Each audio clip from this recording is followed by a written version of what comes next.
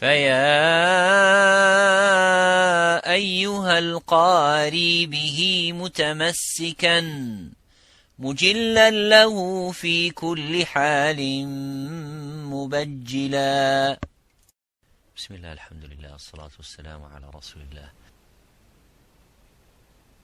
Assalamu alaikum wa rahmatullahi wa barakatuhu. Great to have you with us in this Tajweed presentation. My name is Khalid Abu Shafi', and today inshallah we are going to talk about a little bit deeply into the Makhraj or the Makharij of the tongue, the points of articulations of the tongue, and the lisan in Arabic language, as it mentioned, Makharijul lisan. The word lisan has been mentioned in the Quran in so many verses and many places in the ayat. And when Allah subhanahu wa ta'ala mentions the word lisan, it means in the Arabic language, or for the Arabs specifically, it is the language or the fasaha, which is the classical or the standard language that the Arab used to use. So the word lisan, it's a part of the body, which is the tongue in Arabic language, but in the Quran specifically, when it mentioned, as Allah subhanahu wa ta'ala say, بِلِسَانٍ عَرَبِيٍّ, with the language of the Arabs, لِتَكُونَ مِنَ الْمُنذِرِينَ بِلِسَانٍ عَرَبِيٍّ. Allah subhanahu wa ta'ala has descended upon Rasulullah sallallahu alaihi wasallam this Quran with the language of Arabic language. And when we say اختلاف ألسنتكم, that the differences of your tongues, it means here the differences of your languages. So the meaning of lisan in Arabic, it means also part of the body, which is al-jariha in Arabic language. And also it is in the same time the language that is spoken. So the Arabs, when they say lisan, means a language. So let's see this makhraj. Most of the this is called the taghlib, actually, in a grammar, linguistically it's called the taghlib. They call them lisan, but actually not all the letters come from the lisan and from the tongue. When we look at the parts of the lisan, the parts of the makhraj, there are 18 letters. These 18 letters are articulated specifically from the lisan, which is the tongue, but the rest of the Arabic language left over, which is a 10 or 11. If we say there are 29 or 28, then there will be 4 from the lips and the 6 from the throat, huruf al-halq. The rest of the 18 are from the tongue. So either they come from the tip of the tongue, the middle of the tongue, the deepest part of the tongue, or the sides of the tongue. So all these parts or the parts of the lisan contribute in producing most of the Arabic language sounds and most of the Arabic language characters and letters. And that's why by taghlib, by generalization and by broadening the word in a grammar, it's called in Arabic a taghlib. And that taghlib al-jam' or taghlib al-tathniya. Taghlib al-tathniya means to make two things becomes as one in giving the title for one, but actually it means both of them. For example, if we say Al-Umaran, it doesn't mean Umar and Umar, but it means Umar ibn Khattab and Abu Bakr as-Siddiq. And when we say in Arabic language Al-Qamaran, it doesn't mean Qamar and Qamar, but it means Qamar and Ash-Shams, which is the sun and the moon. Qamaran means 2 moons. Umaran means 2 Umars, but it means Abu Bakr and Umar, because it's called taghlib, broadening, generalizing, and bringing that terminology of in a grammar. It's technically means to make the two. We mean 2, but we make one word to give the title for 2. Another example, Al-Aswadan, Rasulullah sallallahu alaihi wasallam, ما كان يطعمكما, what was your food in your house for Al-Mu'mineen? She used to say Al-Aswadan, which is the 2 blacks, which means dates and the water. Al-Aswadan al-tamru wal-ma. This is called tathniyat al-taghlib. I went a little bit deep into the grammar, but it's very important to understand these things in Arabic language. We come to the stage understanding Tajweed, ilm al-qira'at, it's all related to the Arabic language.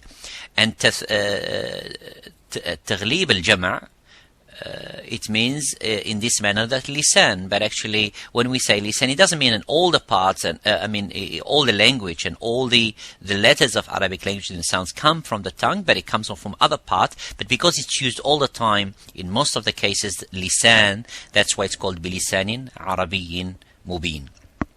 And let's go, inshallah, deeply into the topic. Now, the letters that comes from the middle part, which I'm going to talk in this video, and also the deepest part, which is when I say the deepest, means it's far from the lips, from the mouth towards the tongue, so towards the throat. So the first part of the throat and the last part of the tongue, they meet in a border which is slightly next to the epiglottis, which is a laha in Arabic language. So it's here. That part represents the qaf and the kaf, and then the middle part represents the jim and the sheen and the ya. As we can see in this presentation now, it's the deepest part, which is the farthest distance from the mouth, and that is the first part of the tongue, which we are going to talk about. And in the first makhraj the ulama mentioned, and Imam al-Jazari in his muqaddimah, is al-qaf. And the letter qaf, it has an echoing sound. It is harf mufakham, it is a little bit strong. So when we pronounce the qaf, we try to pronounce it audibly and as it is, qa, by opening slightly the lips vertically and making that sound and echoing by saying qa. And you can see the vibration where I have made the arrow to mention that it touches the last part of the epiglottis. So it makes you can see that it goes a little bit up into the roof of the mouth slightly, which is the back of the roof of the mouth. But it is the first part of the tongue which is mentioned. So you say qa, qa, qa, qu, qi, aq. As soon as you say, make the sukun and make that sound of aq, you can see how the sound is cut. There is no air coming out, and it's a full mouth. It's not an empty mouth. Aq, qa. Open your mouth slightly and say qa, qa, qalu, qala. Now the next part, it is the kaf. The kaf is slightly same makhraj, but slightly a little bit different than the qaf. The kaf is empty mouth. That's number one. The second is the kaf touches the roof of the mouth, a little bit touches the bone of the roof of the mouth, which is further towards the tongue, towards the lips, I'm sorry. So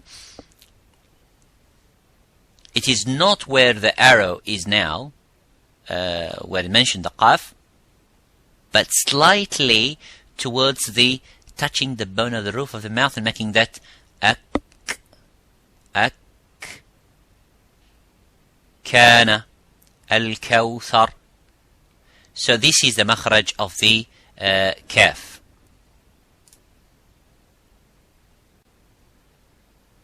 So in this presentation, it's the middle part. It's not the deepest, which is the farthest. We mentioned it touching the epiglottis, which we are. If we're starting from the right side of this presentation, as you can see, the right is the epiglottis, which is close to the throat, and the left side is the lips.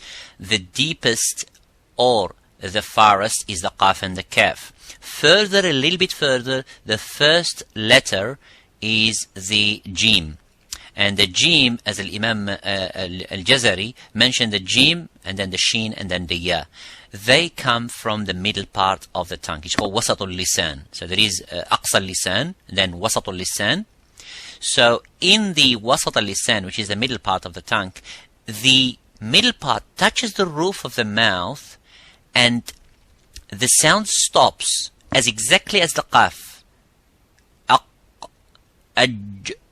But the kaf, there is some air coming. It doesn't stop slightly, but it makes that rakhawa, it makes the, makes that hams in the kaf. So you would say, ak,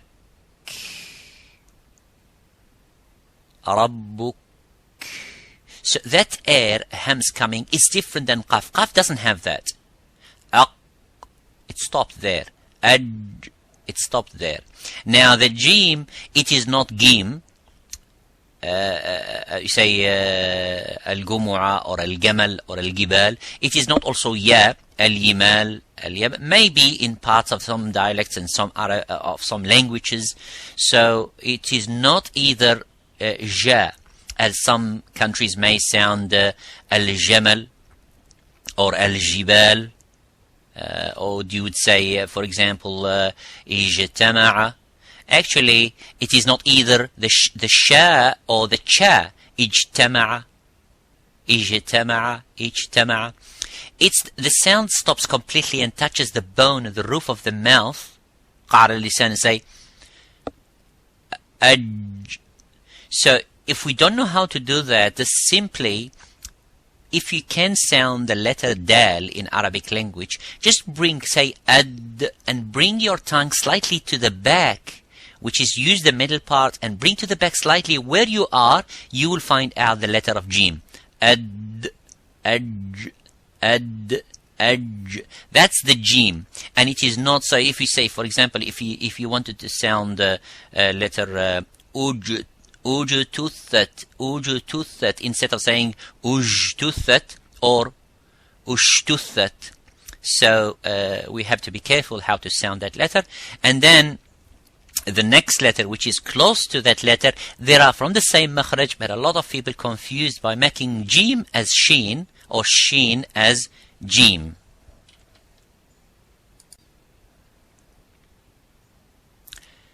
This is the letter sheen, which is slightly, there is a gap there, as you can see. The jim is different. The jim does not have any gap. Exactly the same as the qaf. Jim and qaf are the same by holding and touching that parts. The parts touch each other without leaving the gap. But the sheen has a gap, and that let the air slightly go. So if you say ishtara ash-shams, you see? But if you say, you can't say the jim, say ijtama'a, you say ijtama'a, ajara. But if you say the sheen, you say ashar, ishtara. So there is a gap there, and that gap lets the air coming out, which is different than jim. And by understanding a little bit of makhraj and a little bit of the qualities and the sifat and the attributes of the letter, which are coming inshallah in the next coming months presentations, we will discover the puzzle of this Tajweed and Arabic language letters and sounding. And this is very important. A person who understands the makharij and the sifat, how it sounds and how it's produced, then there will not be any problem anymore. Of course, with the guidance of the mashayikh and the qurra and the ulama, you will get more stressing on the letters that you have a weakness, and every human being is different. So someone may be from a different country, geographically they have a habit to pronounce the za or the zal or the ra or the zay or the sheen differently, but by knowing and understanding and focusing and stressing, and with the guidance of the qurra and the mashayikh, then inshallah it will not be any problem anymore. So similarly for the letter ya, it's exactly similar to sheen, but the only thing that ya gives more air and more the last part of the tongue, which is the represented here next to the throat, it is much open and gives more air towards the ya. So if you say ya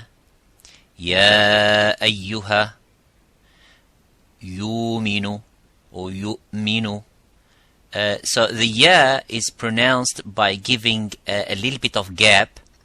It's not like the jim, it is not like the qaf, but this gap also, it has a letter, it's called the rakhawa, that the air flows within the cavity of the roof of the mouth and the tongue, so which is in the middle part of the mouth. So you say ya, you, ye. So it's pronounced like this. Jazakumullahu khairan for listening and for watching. Inshallah, I will mention more about the common mistakes of these letters. And please come back again. Jazakumullahu khairan. Wassalamu alaikum wa rahmatullahi wa barakatuh. هنيئا مريئا والداك عليهما ملابس أنوار من التاج والحلى